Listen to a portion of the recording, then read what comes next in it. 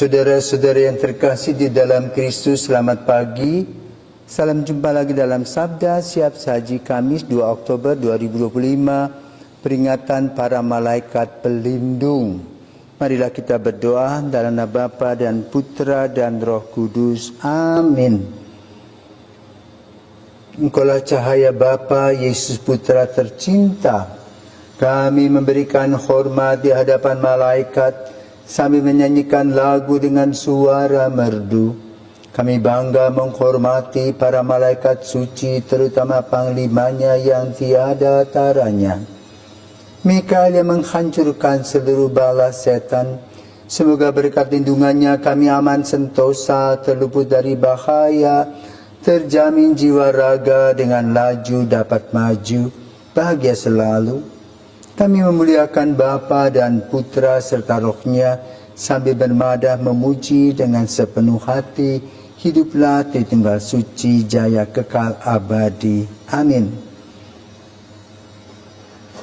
Marilah berdoa. Allah pencipta alam semesta, tugas malaikat dan manusia Kau bagikan dengan bijaksana. Para malaikat tetap mengabdimu dan mendampingi Engkau di dunia. Demi Yesus Kristus Putramu dan pengantara kami yang hidup dan berkuasa bersama Bapa dalam persekutuan Roh Kudus sepanjang segala masa. Amin. Tuhan bersamamu dan bersama rohmu. Di dalam Injil Yesus Kristus menurut Matius, dimuliakanlah Tuhan.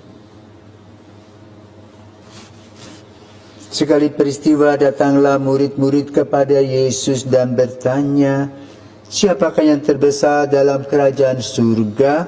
Maka Yesus memanggil seorang anak kecil dan menempatkannya di tengah-tengah mereka lalu berkata, "Aku berkata kepadamu, sungguh, jika kamu tidak bertobat dan menjadi seperti anak kecil ini, kamu tidak akan masuk ke dalam kerajaan surga.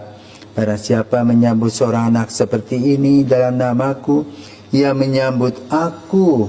Ingatlah, jangan menganggap rendah seorang dari anak-anak kecil ini, karena aku berkata kepadamu, malaikat mereka ada di surga dan selalu memandang wajah Bapakku yang di surga." Demikianlah sabda Tuhan. Terpujilah Kristus. Bapak Ibu terkasih, selamat pagi. Hari ini kita memperingati malaikat pelindung kita masing-masing. Kalau kita bicara tentang moralitas, maka malaikat ini digambarkan seperti suara hati yang positif, yang selalu mencari hal-hal yang positif yang menumbuh kembangkan kepribadian kehidupan kita, baik secara jasmani maupun secara rohani.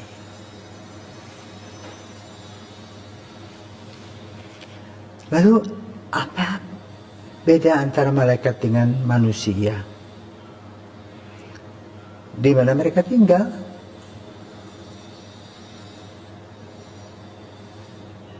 Pada saat penciptaan manusia, manusia diciptakan melalui apa? Tuhan tidak langsung terang jadilah, enggak.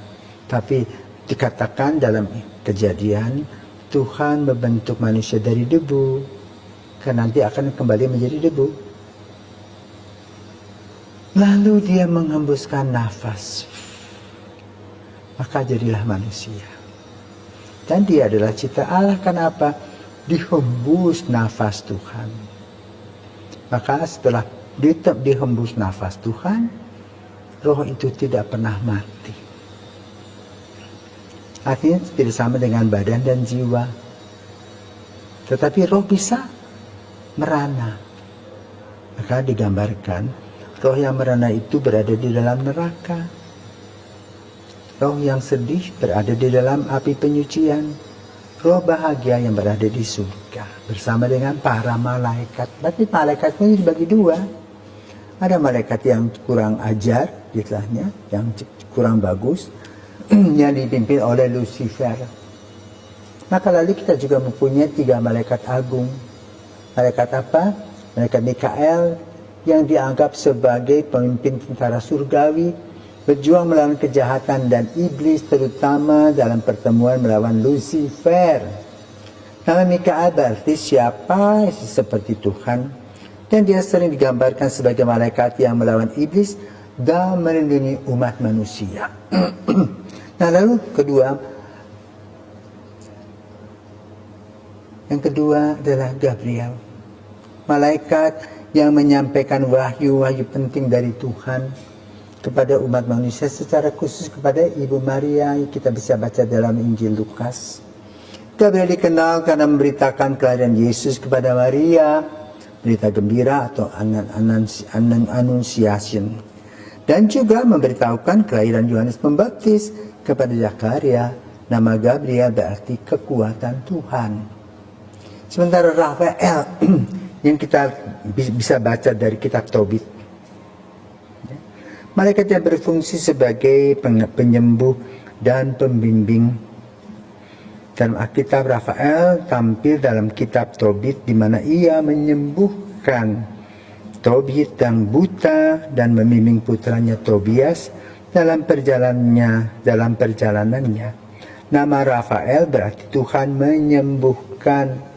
Maka malaikat Rafael memberikan pengharapan, malaikat Gabriel memberikan iman, malaikat Mikael memberikan kasih.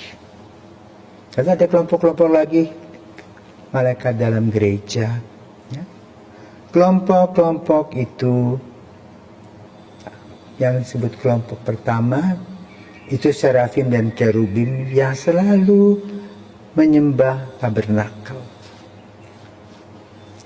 Kemudian ada lagi malaikat-malaikat tingkat 2. Malaikat yang mengatur dan memerintah malaikat lainnya. Lalu penguasa, malaikat yang memiliki tugas memimpin, malaikat yang menjaga ketertiban alam, dan malaikat pendamping kita. Malaikat yang berhubungan dengan pemimpin duniawi, menginspirasi penguasa dan tokoh penting. Itulah malaikat pendamping.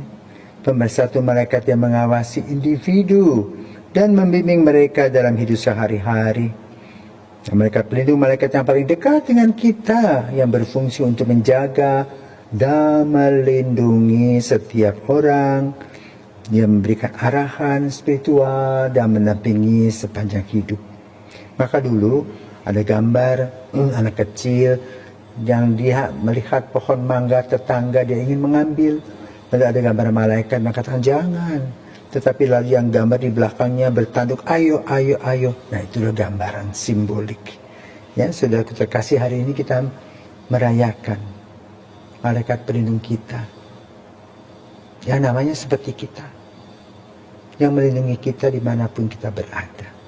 Maka terutama ketika saat kita mau meninggal. Ada orang-orang yang sudah meninggalkan Tuhan, meninggalkan Yesus. Tapi pada hari-hari terakhir, malaikat itulah yang membujuk dia kembali, membuka mata dan hatinya agar ia betul-betul bertobat. Itulah malaikat pelindung, fungsi dan tugasnya.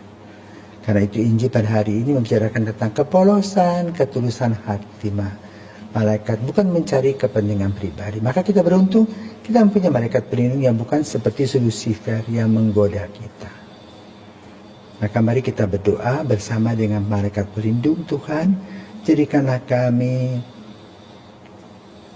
pelayan sabdamu, jadikanlah kami anak-anakmu yang setia dan taat, jadikanlah kami anak-anak yang membawa terang, yang bangga telah Engkau pilih, bersama dengan pemberian malaikat pelindung kepada kami. Tuhan memberkati.